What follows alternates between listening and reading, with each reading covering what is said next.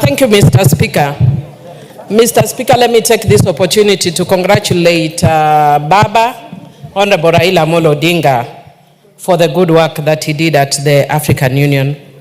Mr. Speaker, I've just finished reading a book called Ikigai that talks about the Japanese secret to a long life.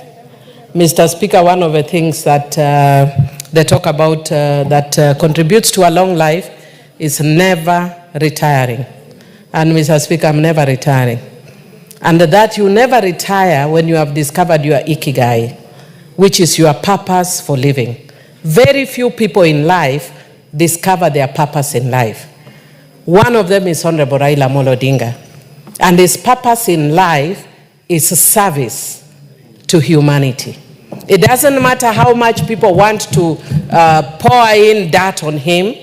Younger generations who do not know what he has done over the years, you can never take away his Ikigai. And I would want to encourage those who are busy talking a lot of nonsense around him, find your own purpose in life and live it fully and never retire. Because when you find your purpose in life, Mr. Speaker, you are always happy regardless of circumstances. So that's why even whether he wins or loses, it doesn't matter. Mr. Speaker, there are many of us at 20 years or 30 or 40, 50 who will not be brave enough to go for such a position. Can you imagine a person who at 80 years is willing to dare out and go for such a position? Whether he wins or not does not matter. It is inspirational enough that at that age he's gone out there. But I want to also congratulate and thank His Excellency President William Ruto for the work that he has done for Honorable Raila Odinga in this regard, Mr. Speaker. Mr. Speaker, when we went there, I went very cautiously optimistic. Not because I had less faith in the capabilities of Honorable Raila Odinga, but as a person who has worked in the Pan-African region with the Pan-African Parliament and other fora, Mr. Speaker, I understand the geopolitics very well. The issues of regional blocks, language blocks, amongst other issues, Mr. Speaker. And sometimes they come into play, including prevailing circumstances in the region. They sometimes come into play. Mr. Speaker, the other issues, including the fact that Mr. Honorable Raila Odinga was a towering figure that some people may have found a bit intimidating. His strength, as I've seen one writer say, may have been his weakness because some people can't deal with strong characters. Mr. Speaker, it is also an opportunity for the AU to introspect. Mr. Speaker, Madam Speaker, sorry, I see you have changed.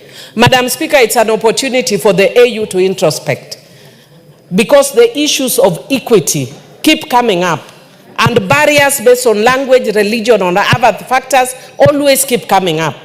The way they've tried to solve it in Pan-African Parliament is the way they need to solve it also at that level. Madam Speaker, I would also want to say that I've seen a narrative that people are trying to sell, that Raila always loses.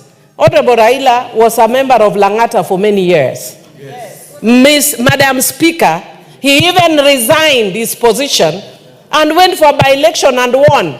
And he has served as Prime Minister. And the one who is saying Raila would never will never win anything, has never even won a village elder position, and will never win a village elder position. So really, be factual and wish your fellow Kenyan well is when God will bless you. Madam Speaker, there are many Sanballats and Tobiases in this country.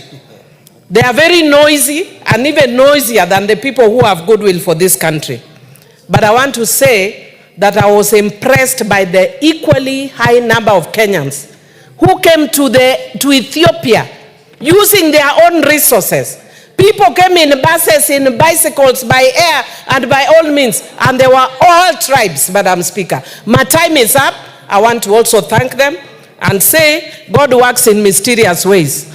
What you thought was going to work for ill has actually worked for good. We were fighting last week. We are now sitting calmly as minority, Madam Speaker.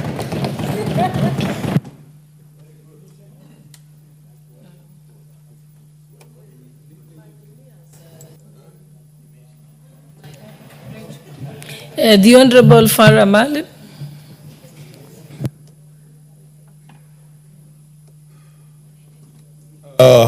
Madam Speaker, I also want to join my colleagues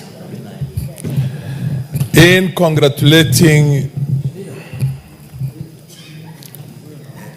Madam Speaker, in congratulating our head of state, His Excellency William Samoei Ruto, and also congratulating the Right Honorable Raila Odinga. Mr. Speaker, Madam Speaker, I've had the fortune and the experience of having worked with Raila for over 30 years. And the one thing that, regardless of whether you like him or you don't like him, that you must admit is the energy he has and the passion he has for transformational politics. I also happen to know, as also one of the founder members initially of ODM, our president, William Samoei Ruto, because I campaigned with him in the 2007 elections when we were in the same party. And he has a lot of energy, a lot of passion, a lot of wisdom, and a lot of good intention for this country.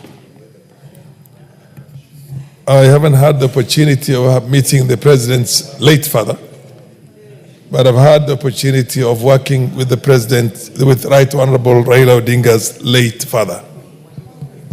And we worked together in this parliament.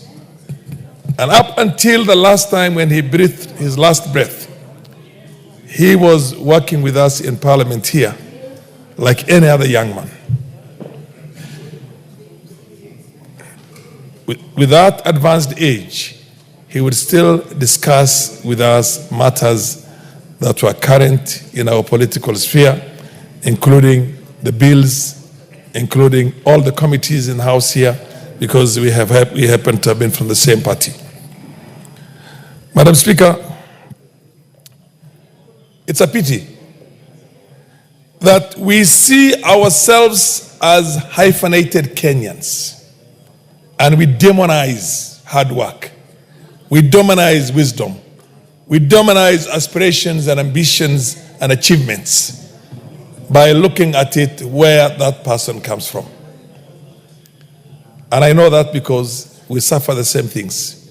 As a community, when we work very hard, the stuff that goes out is that the Somalis, they're taking over the country. They're doing very well. This is one thing that should have made every Kenyan proud, that other Kenyans are doing very well